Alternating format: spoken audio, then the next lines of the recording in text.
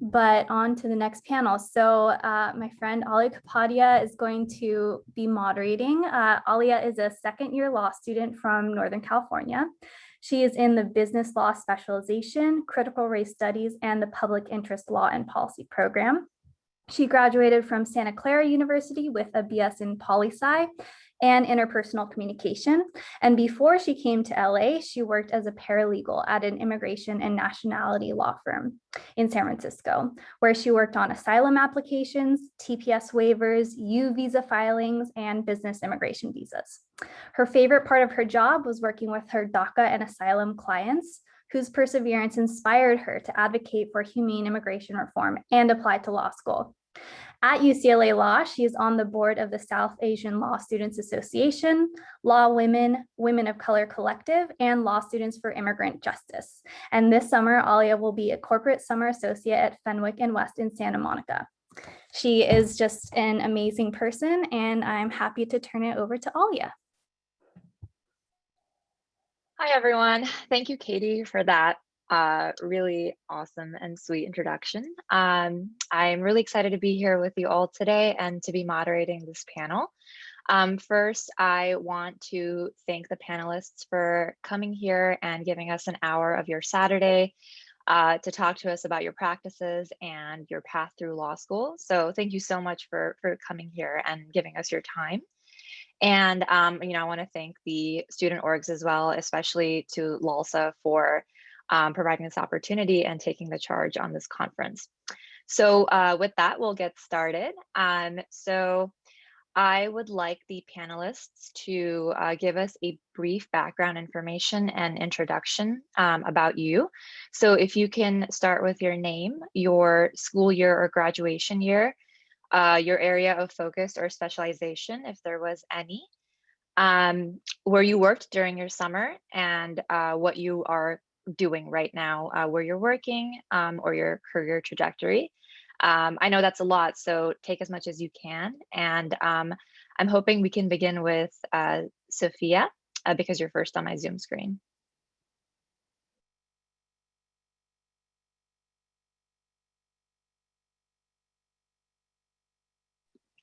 Sophia, you're muted.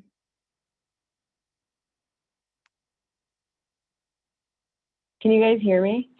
Yeah. No? Okay. I'm trying to use both the phone and I've been having some technical difficulties this morning. Thanks, everyone. I'm Sophia Beltran. It's such a pleasure to be here. This is actually my 7th year in participating with FPOC, first as a student for 3 years, and then now post-graduation. So it's lovely to have you guys all here. You are already winning by attending on this Saturday and choosing yourself and where you'd like to be. So I graduated in 2017. I completed the entertainment law specialization. Initially, I was a business law specialist, but then I scooted over to entertainment law. While I was in school, I worked with the National Football League as an intern, and then I ended up working there post-graduation.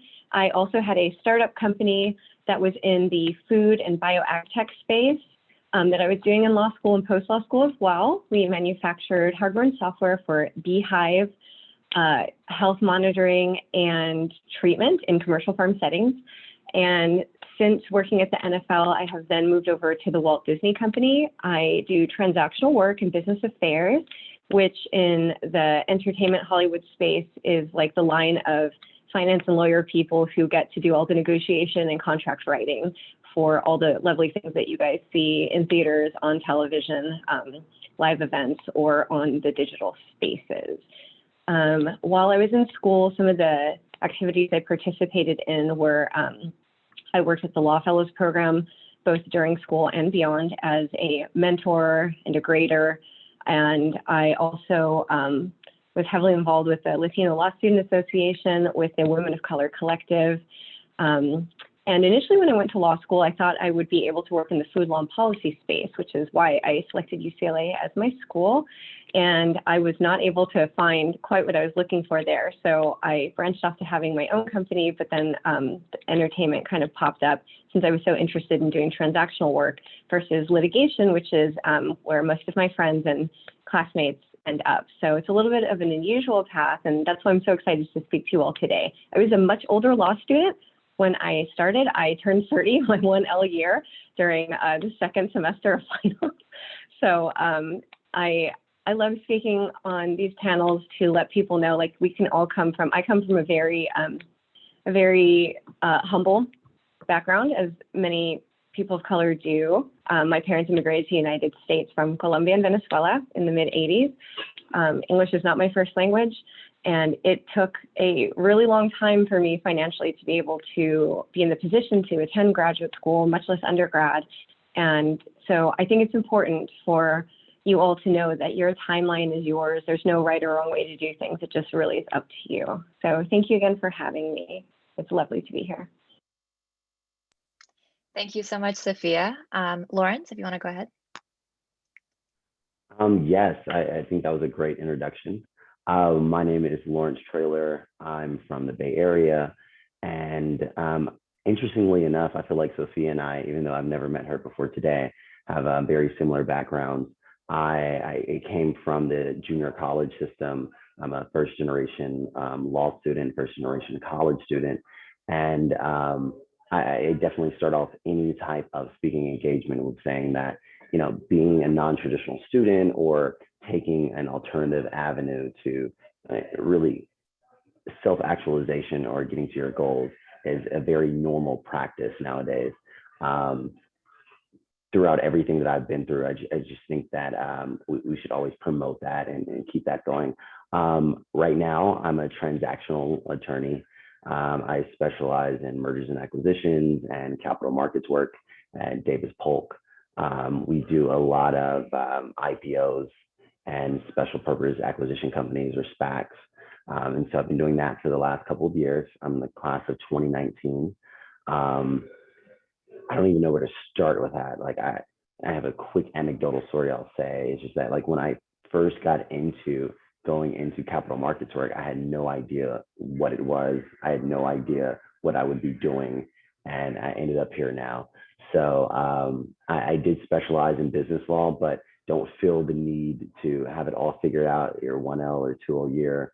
As long as you have an interest or a passion, it will come naturally. And I'll pass it on. Thank you, Lawrence. That's great, and I also agree. And then Monica. Hi, everyone. Thanks for having me. My name is Monica Shah. I graduated from Northeastern University School of Law in Boston in 2019. And I graduated with a concentration in poverty law and economic justice.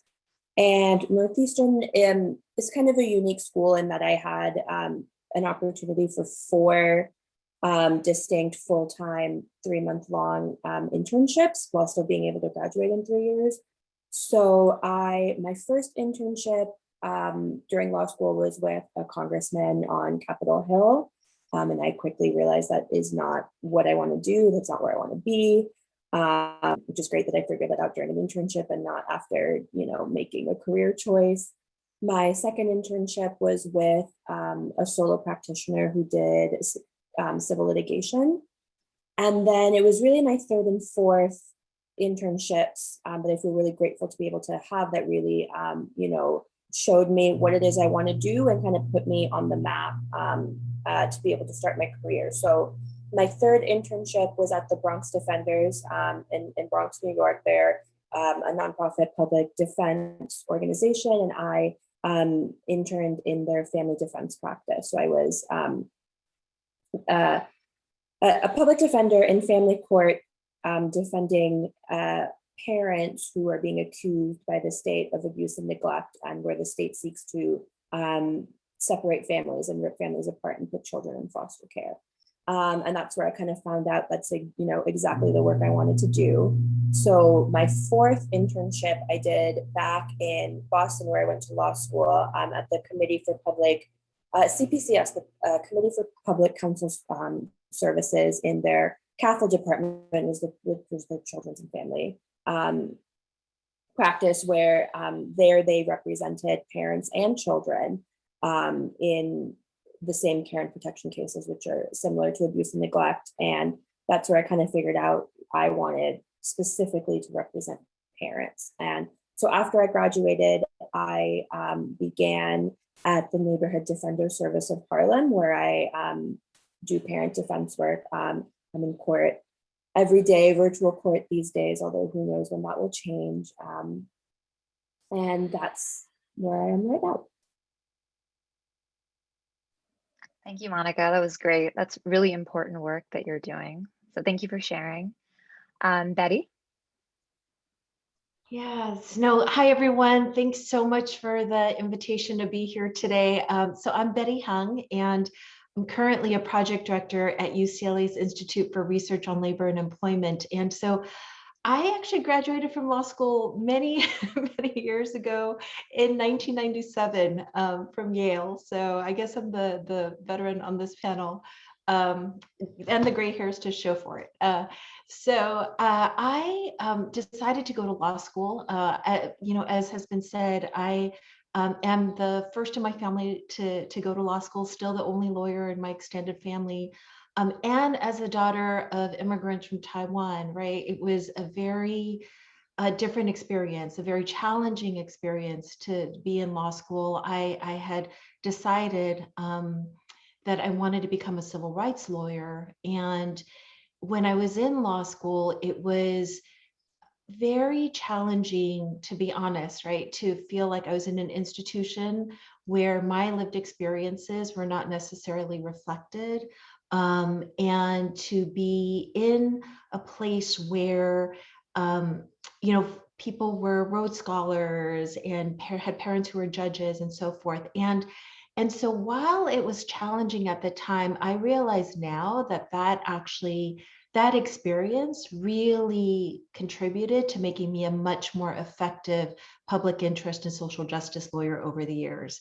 So when I graduated, I had an Echoing Green Fellowship to work with Julie Su on the El Monte Thai and Latina garment worker case at what's now Asian Americans Advancing Justice LA.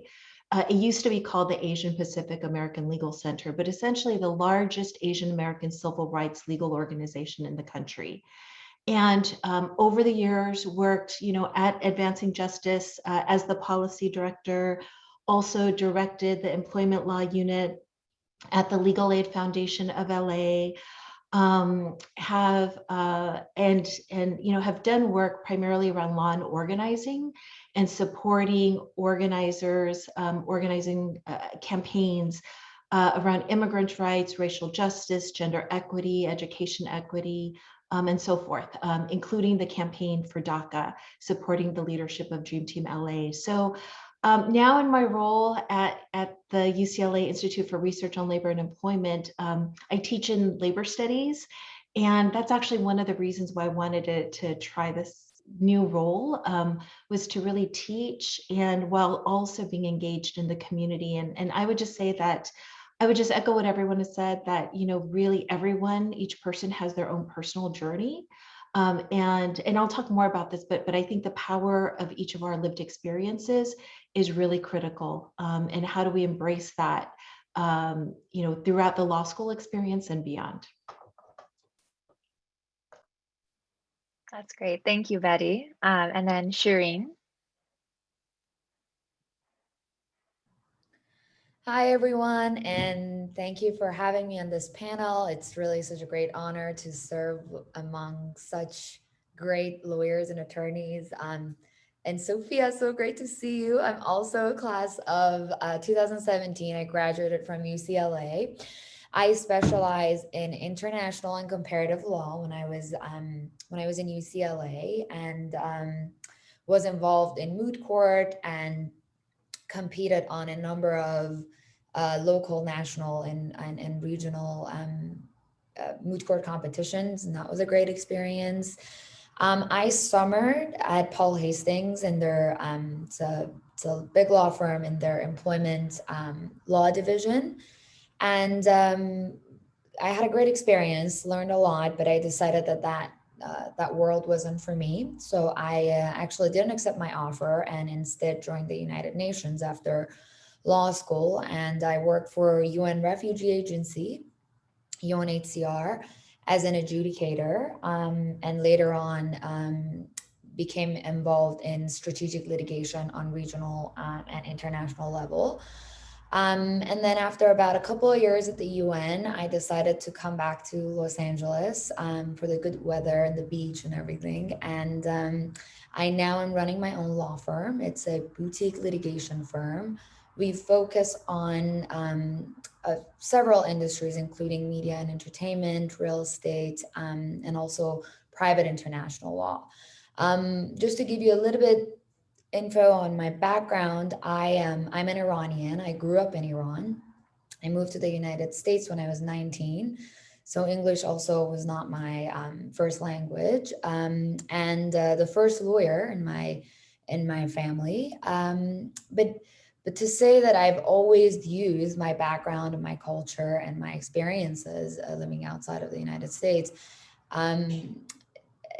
as a marketing tool, in fact, as something that has always put me at an advantage because it gave me different experiences and a very unique perspective. And I highly advise all of you who are participating to do the same, because it's truly a unique trait that you can position and market to your advantage.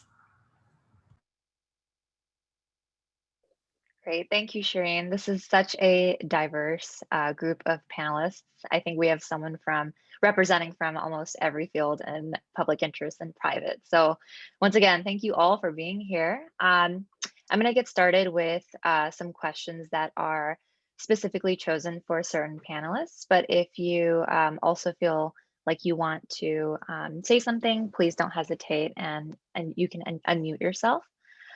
So the first question is, what did you think you were going to do with your law degree when you started law school? And how and why did that change, if at all? And this question is for Betty and Sophia. Do you want to go ahead, Sophia, and I can go after you? Sure, thanks, Betty. So I love this question, Aaliya, because I think I'm like a perfect example of like the many ways in which we enter a space and have a like kind of a predetermined idea about what we think we're going to do. So before I went to law school, and again, like I was older and had worked for quite some time. I did like a bunch of research on like, okay, what's going to be like a job market that's going to, you know, go well for me? Like, what's my return on investment here? Like going into graduate school involves non-dischargeable debt. And I think that's something in our communities, especially, that it's important to talk about. There's very deliberate, it's very deliberate that a lot of this type of information and knowledge is kept from people of color about like financing and loans and things like that. So I did a deep dive into that, and that also can unpack some feelings of like fear or shame in yourself and your community and your family about like venturing into a space like this. So when I started law school, and when I just, you know, like what I thought I was going to do is I wanted to work in the food law and policy space. In school, I was able to do some of that. I also worked for the United Nations doing research for the Special Rapporteur for Right to Food, Halal Elver. And while I was in school, at first I was like, oh, cool, like I could go one way or the other, like litigation, or I could do transactional. I had like kind of a vague idea about that. And after my first summer where I worked for a federal judge, the Honorable Dolly G, who's here in the Central District of California, she is amazing. And I loved working with her, and I absolutely hated doing litigation. And so I was like, okay, I can't do that in the food space, but what can I do? So I looked into what transactional work meant, and I was like, oh, I'm really well suited for this. So what I envisioned that I would do is I would be able to work for like a large corporation or for the federal government in working to just add some more equity and transparency into our food systems and all the different ways that it branches out. Like I had this really big vision of where I would go, and I was met with a lot of resistance from places that, like, to be honest, like I was, as you guys can imagine, like despite all the years of work experience and stuff I have, like when you go to graduate school, you kind of reset some of that. So the only things I could find were entry-level positions that really did not align with my experience and what I wanted to do. Like I was just hitting wall after wall of all these different places I was trying to position myself to go, and I was really frustrated. And I ended up taking a sports law clinic at UCLA, which was one of the few like very hands-on transactional courses that you could take. And I just killed it in that class. I had no idea there was some kind of path to do something like that. I didn't know a thing about entertainment law. And then all of a sudden, like, off I am working for the NFL in Culver City and in this whole world of intellectual property and just, you know, the entertainment space and all the type of issues that arise there. So I had to like flip what I was doing with my business law credits, and which ended up working out very well. Like I could use all those courses for the entertainment law specialization, but then backwards while I was working, I was then like catching up with things like, you know, like what the heck is copyright? Like what are all these things that I'm expected to know and do? And like very specialized classes that were offered at UCLA that equipped me to not only hit the ground running, but like just immediately transition into that field and be successful at what I did. So I still kept though in my back pockets. I was like, no, I really, really care about food justice, about food access and our environment. And because all my friends at school knew that I was doing that, there was a entrepreneurship competition that was for a large cash prize that people could join, but you'd have to have a 3L law student on your team. And through the grapevine, a lot of my buddies that I was in business law and entrepreneurship classes with recommended that I connect with this graduate student who had developed beehive health technology. And that goes so hand in hand with the global issues of like sustainability for feeding our planet and the years moving forward, as so many pollinators are dying at, you know, just astronomical rates, and so much of our food is dependent on that. So I was still able to, like, I went off on that venture and we won second place in this competition. And then I moved over while I was working in the entertainment space to figuring out like, what's venture capital, what's funding? Like, I didn't know what any of this stuff was, guys. And I was just like, well, I guess I'm going to give this a shot. And so I was able to, in a lot of ways, like parallel doing the things that I want to, but to be very transparent, both a lot of my friends and for sure career services were like, what in the hell are you doing? Like no one understood what I was doing. It was a very divergent path. And a lot of times that could be really lonely sometimes. And it was scary too. Like it wasn't guaranteed in the sense of like someone who like, let's say goes into big law and accepts like an offer, you know exactly how much you're making, you know, like all these different paths that you're, oh, pardon me. Sorry guys, I'm using my phone as a speaker. My computer's not cooperating. It was like career services didn't know what to do with me and all the stuff that I was doing. No one really knew, like, because it was so odd. It wasn't in lockstep with kind of like the paths that they lay out. It's like, these are like kind of the traditional paths that one can take. And I kept going and it worked. And I kept people close to me that I knew, like, despite like this being kind of like an odd path to walk, that they supported me and could see like the greater vision of what it was that I was doing, despite it being something, you know, like completely out of the ordinary. And the reason I was able to do these things, honestly, was just by being very flexible and tuning into myself and what I envisioned for myself as my path. Because I knew, like, just me personally, especially after working in the federal courts, I was like, I'm not, it doesn't jive with me to be like working in big law. It doesn't jive with me to be working in like in the court system. I want to do something that's very different and unique, and I could use all the things that I've learned in class, the wonderful connections I was able to make through being a student at UCLA Law, and kind of build my own thing. So, and when I look back, like if I had entered law school when I was a bit younger, I don't know that I necessarily would have had the courage and the wherewithal to do some of these really weird jumps and end up in the places that I have. So come in curious, but really, like, I encourage you all to be so flexible and like adventurous if you feel like it with some of the things you want to do, because I think when you put out that kind of energy and, you know, your vision is wide for what you can potentially do,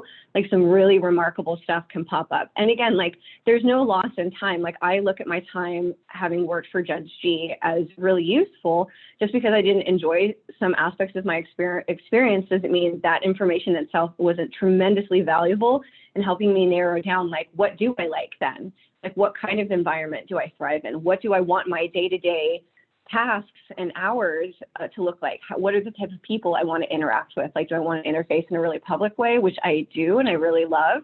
Or do I want to be someone that's more like really heavily involved in perhaps doing research and doesn't have to like interact with too many people outside of maybe like your immediate legal team?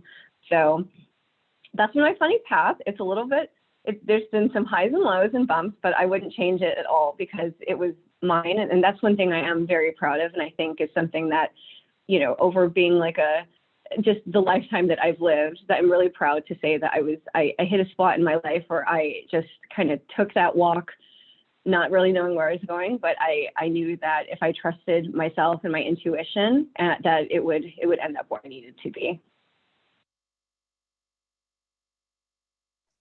Yeah, thank you so much, Sophia, for sharing. I love hearing about your journey, and I would just echo a lot of what Sophia said about really, you know, each person being really open to what your passions are and following your own journey. So as I mentioned, when I first got to law school, I knew that I wanted to become a civil rights lawyer. And the reason for that is when I was growing up in the San Gabriel Valley, which is just east of downtown LA, and during a time when, you know, it now has the highest concentration of Asians and Latinos anywhere in the country. But when we were growing up there, we were one of the first Asian families. And so it was a time of like attempts to pass English only, a very xenophobic, anti-immigrant environment. And because of that, I knew that, you know, I wanted to become a civil rights lawyer in the tradition of the nonviolent Black freedom struggle. And people like Stuart Quo, who founded what's now Asian Americans Advancing Justice LA. And then when I got to law school, you know, Yale is actually, especially now, I would say very supportive of public interest law. And at the same time, it was really a journey for me, right? A struggle, because I think law schools generally are more geared towards funneling graduates into corporate law. I think that's less the case now than before. And at Yale, there was a clinical law program, which really, for me, was so important to participate in. I was in the Advocacy for Parents and Children clinic, and it was so grounding because we were representing, you know, children and parents directly impacted. It reminded me, right? It grounded me in my purpose of why I went to law school in the first place. And then I worked with professors like Harlan Dalton on a book about racial healing. And so it was hard though, right? Because at the same time, law school is expensive. My parents are immigrants, you know, I didn't come from money. And so there was a sense of guilt as well. Well, should I take a corporate job and be able to help out my family and pay off my loans and so forth? And so during my summers, I actually worked at corporate law firms. But then during my law school, the academic year, I was mainly doing public interest work, clinical work. And this kind of dissonance, right, I was really grappling with. But my third year, I realized that just to follow my heart and really to honor my parents' sacrifices as well, that for me, I needed to pursue a career in public interest law. And so I was lucky. I applied for every fellowship that I could and persevered when I got a lot of no's. But finally, I got awarded the Echoing Green.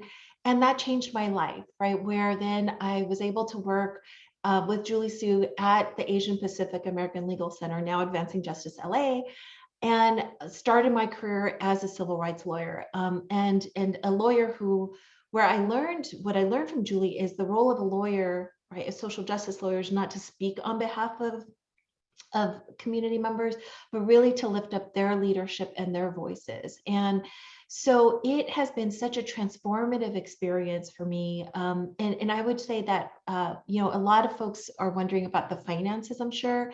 And Yale, and I know other law schools, had a loan forgiveness program.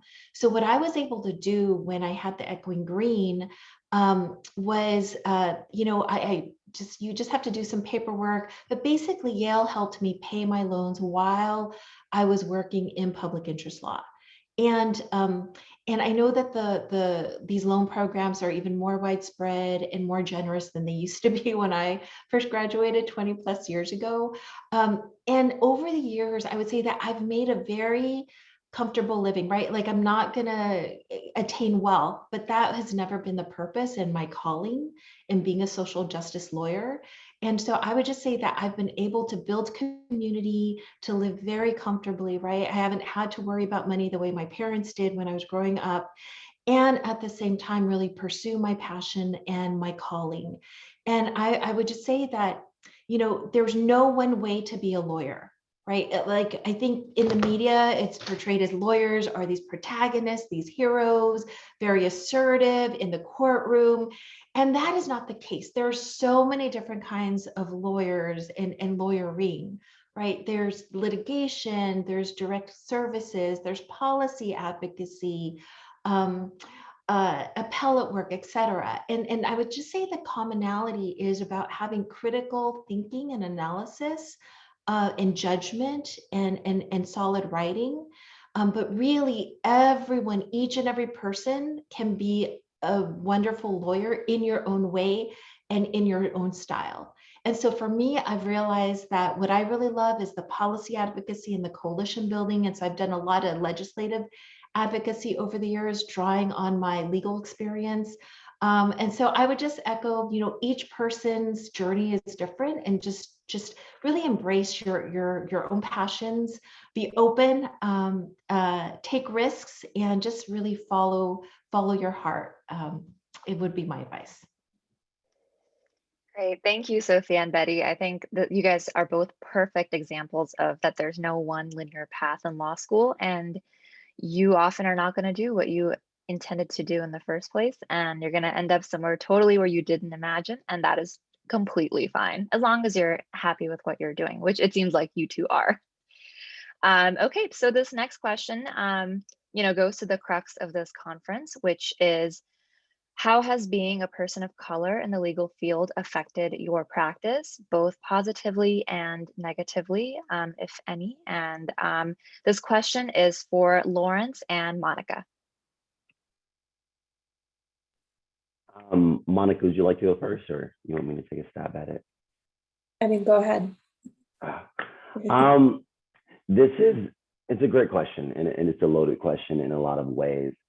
Just being a person of color in the United States of America this last year has been difficult. And so having those difficulties, understanding our place and our relationship with other minority groups and the dominant culture in America is just hard.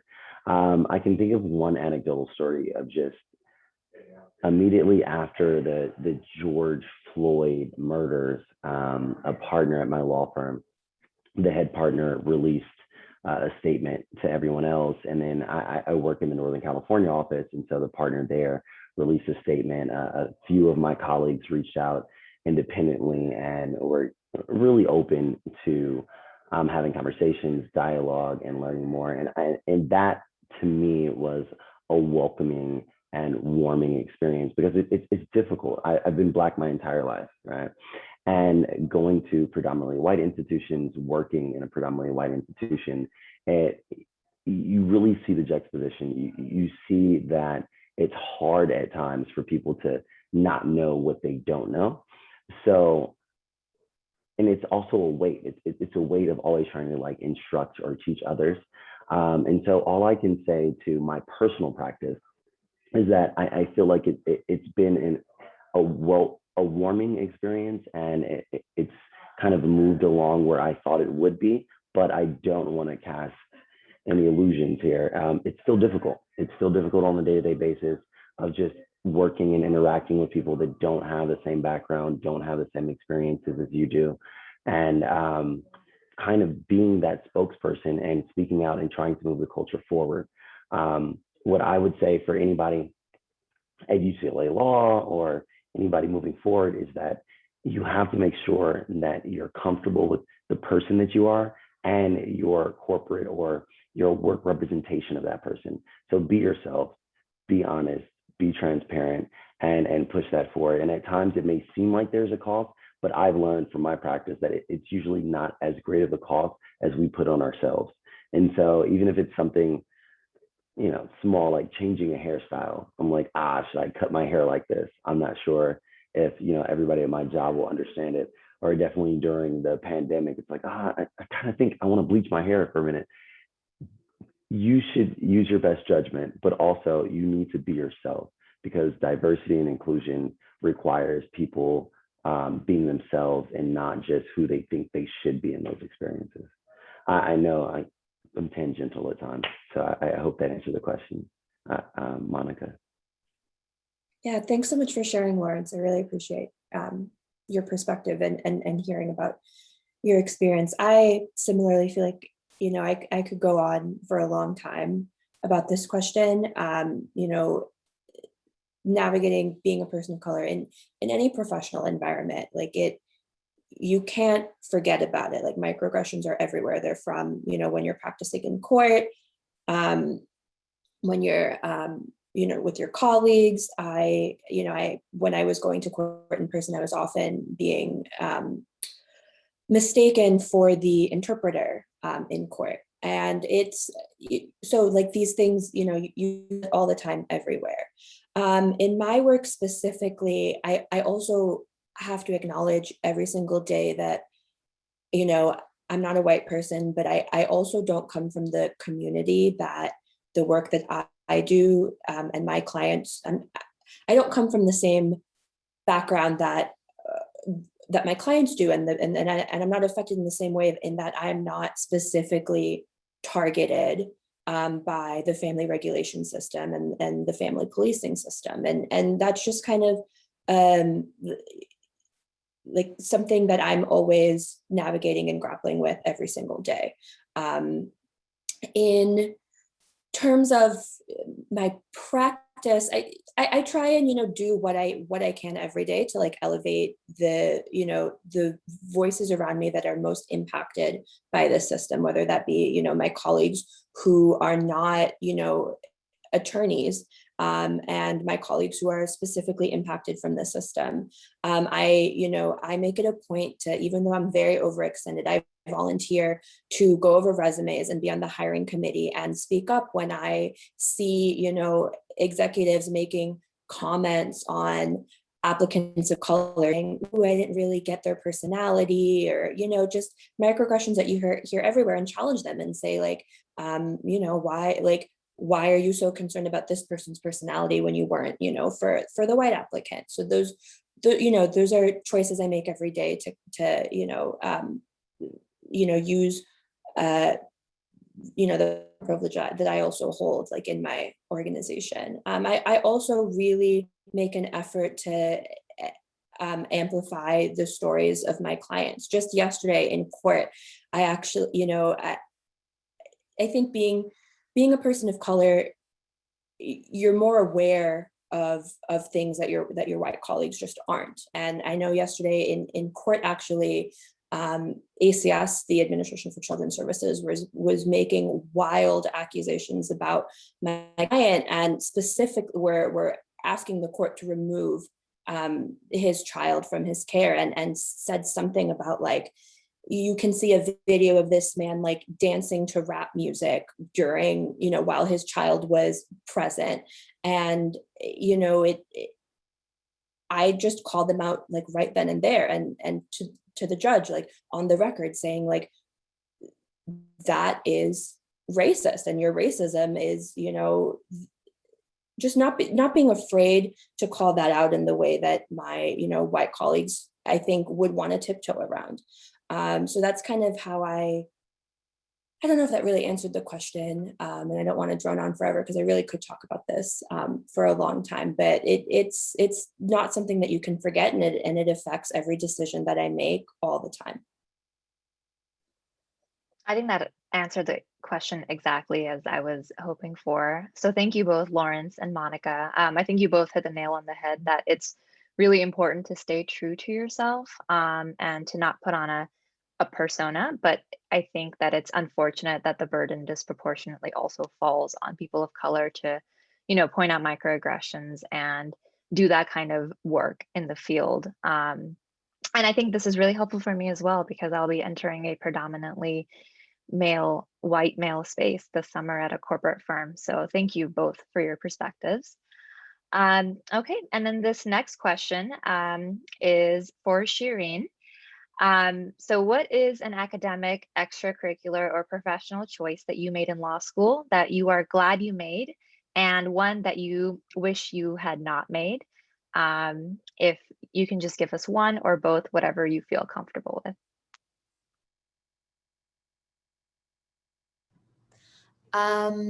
So I'm really happy that I was involved in moot court activities. It taught me a lot about my interests. I got to sort of learn about different fields of the law. I got to write briefs, appellate briefs. That was a really great experience. Uh, it really also helped me in terms of my resume when I was interviewing, because I knew that I always wanted to be a litigator and I wanted to be in court. So I was always mostly looking for positions that would then give me the opportunity to be in court or write briefs and motions. And so that experience helped me also in terms of making my resume a bit more marketable, because moot court is a kind of a great activity and it teaches you a lot. So that's one thing that I'm really happy that I did. The one thing that I didn't do and I wish I'd done a bit more is I was actually really focused on wanting to do international law, international human rights work. And so I took a lot of classes in the field, and that was not a bad decision, but that was at the expense of me missing out on other fields that I now wish I had explored, one of which is entertainment classes, entertainment law classes, because that's part of my work now. And I wish I'd taken more classes and learned about the practice a bit more in law school.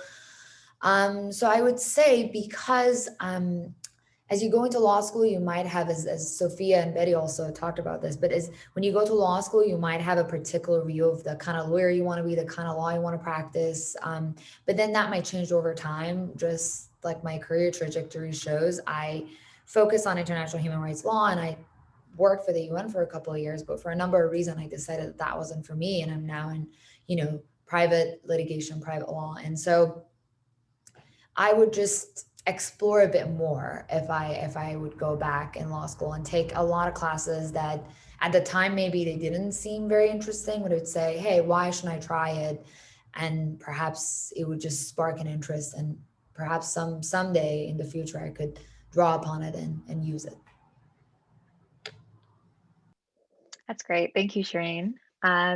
Okay, so this is a question for all. If in 1 minute you could, or 2 minutes, you could sum up saying, what is one tip you would give to an incoming law student about practicing in the real world that you wish you had known? And I would love if we can start with Sophia. So if I were to look back at my younger self in law school and provide a tip like that, I think what I would really focus on is an invitation to myself to explore the places that I still carried fear or imposter syndrome feelings or doubt, as instead of places to avoid, places to really explore and delve into and to care for. I'll just speak from my own personal experience. It was very challenging to be in an institution of higher learning where, you do experience a ton of microaggressions, where you're like maybe one of the very few people in your section that is a person of color, when you're one of the few people that comes from like a very impoverished background, from living in communities that experience a lot of violence and institutional racism, poverty, like things of that nature. It can feel very lonely sometimes in these places, and it can, and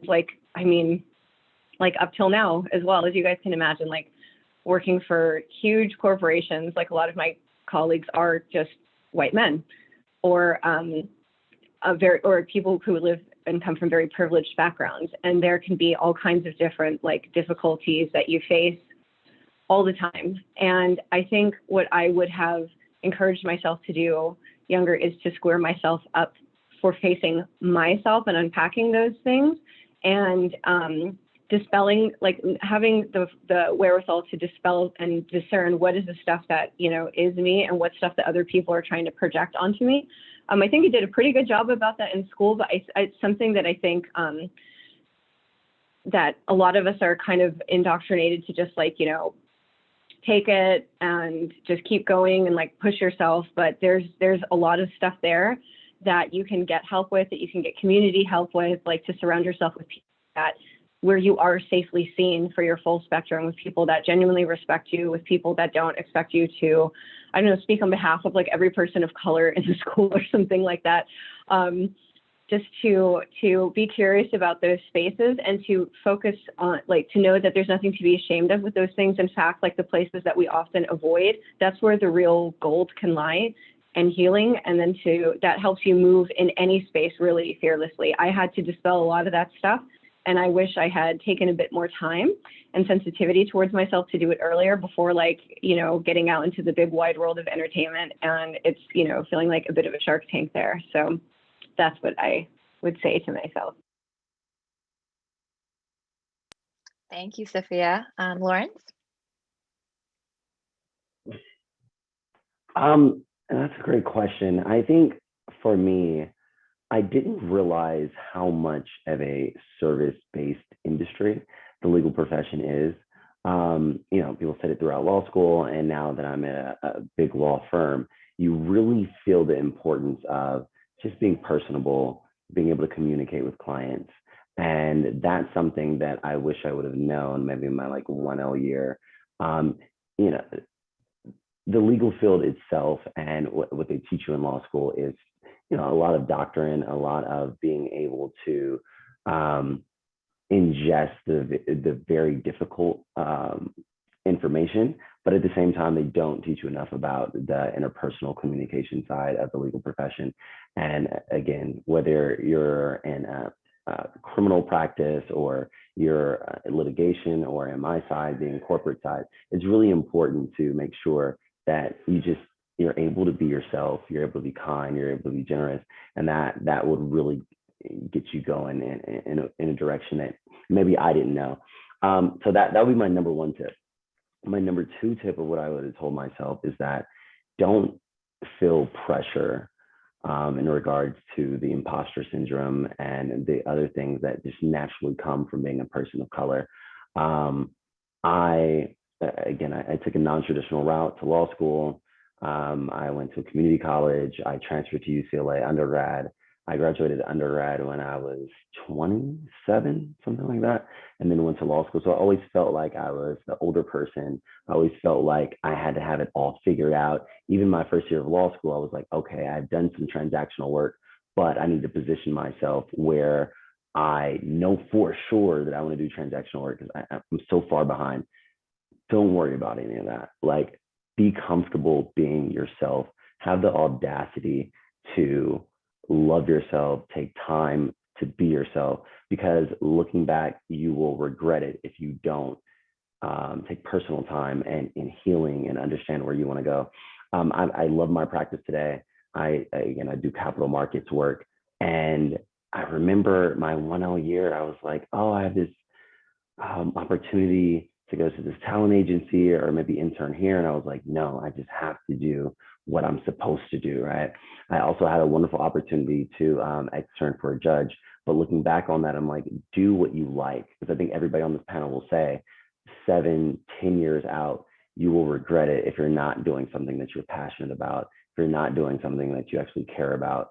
So definitely, again, do the best you can and take time to have the audacity to love yourself and do what you actually like. That's great. Thank you, Lawrence. Monica?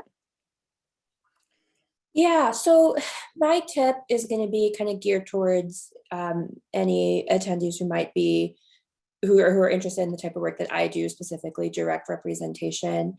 And my tip would definitely be to like get all of the, experiential type experience that you can in law school. Like I did 3 clinics in law school. I loved being able to do like actual client work with really close supervision to really be able to, you know, get that invaluable experience that you just can't get by you know, doing like doctrinal law, like doing doctrinal classes. Don't be intimidated by the people around you who are taking, you know, if you're interested in the work that I do, don't be intimidated by the people around you taking corporations and, you know, trust and estates because of, you know, the bar or something. It's okay. You can do it. Bar study is going to be hell for everyone. And the 3 days that your bar program gears you, you know, prepares you for the corporations portion of the bar exam, like that will be enough and you will be able to do it. But what you can't get back is the experience of, you know, doing the classes or the clinics in areas and fields that really, really interest you. And a lot of times, and making relationships with the professors and mentors that are involved in those programs that can help you get started in the right direction when you're starting your career. So my tip is, if you're interested in direct representation, do clinics, get client work experience. That's the stuff that really is invaluable. And okay to not take corporations. Thanks, Monica. Betty? Yeah, no, I would echo that about not feeling like you have to take corporations or other classes. So what I have to share is actually very similar to what Sophia, Lawrence, and Monica have already said. And I would say one, I wish I had realized that law school as an institution does not represent the real world, right? And when you're actually practicing. And I think there can be this sense of pressure in law school, as well as sometimes in college as well, that we have to fit into a certain box, right? That to be successful, I need to check this, you know, X, Y, Z. And as a woman of color, right, daughter of immigrants, I didn't fit a lot of that. And what I wish I had realized back then is that what seems so kind of important and critical and urgent in law school, like, am I going to be able to get a clerkship? Did I get, you know, my grades, et cetera? I mean, those things are important, but at the same time, I would say that there are a lot of things in law school that need to be unlearned. Especially I would say in terms of being a social justice lawyer, that really need to be unlearned. I mean, there is a reason why there's so much kind of satire out there about lawyers, right? There's a reason why lawyers actually have a really high percentage of substance abuse. I mean, just to be really frank. And so I think that in law school, I wish I had recognized that to maintain my own humanity, my sense of self, was really critical, and that actually, right, was important not just in law school, but after law school in being an effective lawyer. You know, right? Lawrence mentioned the importance of interpersonal skills and relationship building, and I think those are things that are not emphasized and highlighted in law school. And so I would just really say to my younger self, right, like, maintain your humanity, and that's actually a strength rather than a weakness in becoming a lawyer. I think second, to build on that, is really the power of our lived experiences and how that contributes to our leadership, right? So the fact that I am the daughter of immigrants, well, in my immigration law class, then rather than, you know, I actually challenged my professor at one point because the whole conversation was so objectifying of immigrants. And that professor, he'd actually come up with this idea about taking away birthright citizenship. So I realize now that rather than feeling so alienated, right? I mean, and disempowered, I mean, I challenged him, but I realize now that actually my experiences as a daughter of immigrants makes me even more insightful about what immigration law and policy should reflect. right? And so I think drawing on our experiences as people of color, women of color, you know, from working class backgrounds, immigrants, whatever it may be, queer, et cetera, that is an important part of our leadership, and it gives us insights that many others don't have. And so how do we embrace that, right? And challenge the imposter syndrome. I mean, a friend of mine once said that the imposter syndrome is like white supremacy internalized. I think it's also patriarchy internalized, homophobia internalized, classism, xenophobia, et cetera, internalized, right? And so part of, I think, the challenge of really fighting those isms and creating a more just world is by realizing, like Lauren said, loving ourselves, embracing the power of our own lived experiences and our leadership. And that will make us even more effective lawyers, especially as social justice lawyers, to understand and have be able to empathize and have firsthand experiences, right, with oppression and injustice, as well as recognizing the privileges we have. How do we wield that? How do we use our privilege in a positive way, and to as we stand on the shoulders of those who have come before us, really also pave the way for those coming after us. And then finally, I just echo what Monica said about really looking for mentors and experiences and opportunities. Don't, you know, I was often intimidated, never went to office hours or anything like that, but I would just really encourage everyone, wherever you are in whatever space, to identify those folks who you see as potential mentors and reach out to them, set up a coffee date, whatever that might be, and build relationships. And if anything, you're giving them a gift as well, right, of being able to share that kind of human connection. So yeah, so I'll just stop there, but just I think just really everyone can become a powerful, effective, transformative lawyer, and each person can do that in their own way and on their own journey. Great, thank you, Betty. And then Shireen, take it away. I'll just be quick because I think we're running out of time. I would give 3 advice to incoming law students. One is figure out why you want to be a lawyer and what kind of life you want to have. Because I think that's really important. I thought I wanted to be an international human rights lawyer. And then when I was at the UN, I was constantly traveling. I really couldn't build a life for myself. And have a personal life because I was never in Washington, D.C., which is where my UN agency, the UN agency that I worked was at. And so I just realized that that's not the kind of lifestyle I wanted, which is why I transitioned. So I think it's important to ask that question early on. Why do you want to be a lawyer? And then what kind of life you want to have as a lawyer?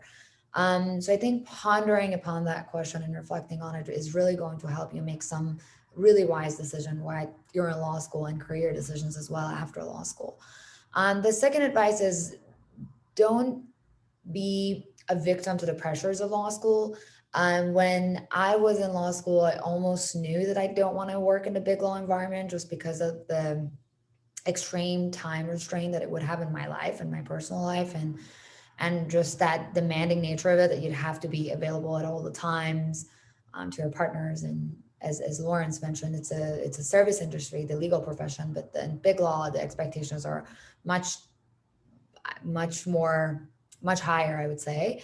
And I'd heard that from people who were working at big law firms, and I didn't want to do that, but I nonetheless summered both my 1L year and my 2L year, just because I felt that pressure. And I don't think you should be a victim to it. Do what you love, as some of the other panelists said, and be true to yourself. And then finally, don't be afraid of making mistakes. I mean, I think at least my experience was that the law school environment is so, you are with a lot of type A competitive students, and you're constantly wanting to be on top of it, and you don't want to make any mistakes, you don't want to butcher any words, you don't want your accent to interfere or anything like that, but it's fine. It's fine to make mistakes. Everyone does it, and no one is going to be, thinking about your mistakes at all. Everyone's just focused on themselves. So just try to enjoy the experience, because I mean, now that I'm a practitioner, I miss the law school, and I miss just being in that learning environment, being with like-minded individuals, and just learning. And so yeah, I would say think about why you want to be a lawyer, be okay to make mistakes, and then don't feel the pressures of law school. Great. Thank you, Shireen.